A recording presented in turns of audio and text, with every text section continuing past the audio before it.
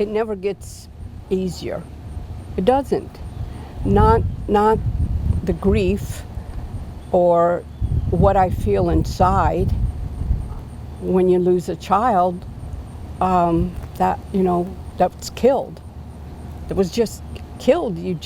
And needlessly. It was needless, so that's hard. Today marks 2 years since 2 mental health patients drowned in the back of an Horry County Sheriff's Office jail transport van. Nicolette Green and Wendy Newton were being transported to different mental health facilities when authorities say ex-deputy Stephen Flood drove around a flood barrier and into flood waters on Highway 76 just outside Nichols. Prosecutors say Flood's partner, ex-deputy Joshua Bishop, didn't do anything to stop Flood. The last 2 years for the families of the victims have not been easy. I sat down with Nicolette Green's family to check in on their fight for justice. 2 years with no answers. 2 years with no closure. And 2 years with no justice. The memory of September 18th, 2018 is still fresh in the minds of Danella Green Johnson, Nicolette Green's sister, and Linda Green, Nicolette's mother. To me, it feels like the day. While it's 2 years, it just seems like a minute ago. 2 years ago, Danella and Linda got the news they never imagined they'd hear. I was just shocked. I was in shock. What do you mean she's gone? The next few days after the incident, Green's family started to get more information as to what happened. Each new detail more gut-wrenching than the one before. Authorities say Deputy Stephen Flood was transporting Nicolette Green and Wendy Newton, 2 innocent mental health patients, to different mental health facilities in this jail transport van. Officials say Flood drove around a flood barrier and into floodwater, leaving the van trapped. Authorities say Flood's partner, Joshua Bishop, didn't do anything to stop Flood from driving into the water. Officials say this is the cage in the back of the van where Nikki and Wendy sat as the water rose higher and higher until it swallowed them alive, leaving them unable to breathe. They were caged like, well, I wouldn't even treat a dog that way, but they were caged like animals, and then it was like they were meaningless. The South Carolina Department of Natural Resources released these photos of the van submerged in the Little PD River, showing just how horrific the situation was. 2 years later, the Green family is frustrated with the lack of progress made in the case. Not a thing has been done. Nothing.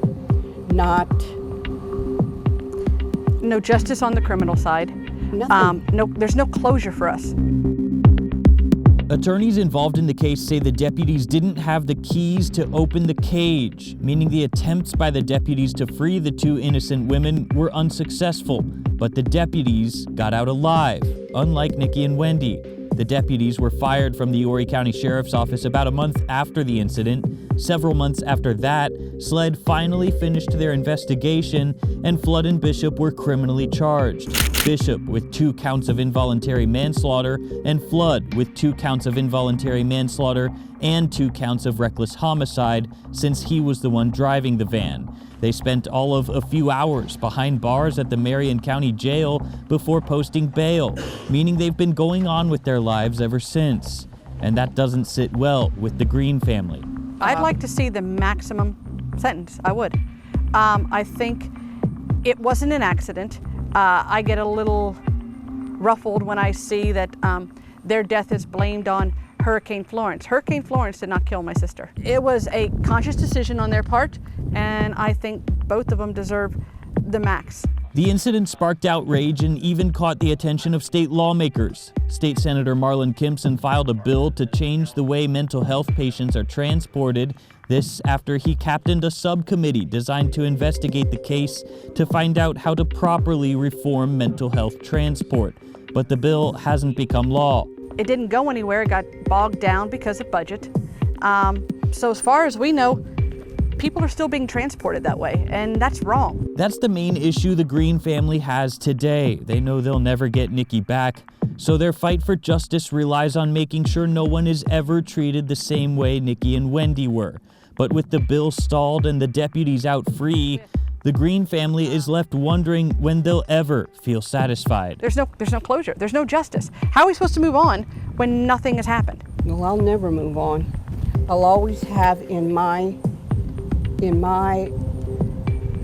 brain the image of Nikki drowning.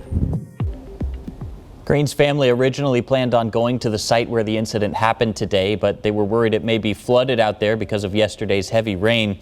Seeing that certainly would be even more emotional than visiting the site when it's dry for obvious reasons. Meanwhile, the family of Wendy Newton just filed an intent to sue McLeod-Loris Seacoast Hospital for allowing her to be released and transported despite the dangers of rising floodwaters due to Hurricane Florence.